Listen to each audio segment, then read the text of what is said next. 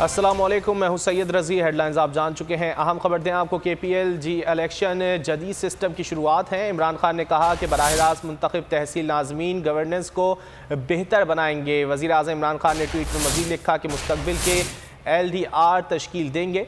हमारी 74 साल तारीख में पहली बार हमारे पास एक बाइख्तियार LG सिस्टम है। वज़ीर आज़म इमरान खान की जानिब से ट्वीट किया गया है जिसमें उन्होंने कहा है कि KPLG इलेक्शन जदीद सिस्टम की शुरुआत है। बराह रास्त मुंतखब तहसील नाज़मीन गवर्नेंस को बेहतरीन बनाएंगे, मुस्तकबिल के LDR तश्कील देंगे। वज़ीर आज़म ने अपने ट्वीट में मज़ीद लिखा कि हमारी 74 साल तारीख में पहली बार हमारे पास एक बाइख्तियार LG सिस्टम मौजूद है। वज़ीर आज़म इमरान खान की जानिब से ट्वीट किया गया है। सब्सक्राइब करें और बेल दबाएं ताकि कोई खबर रह न जाए।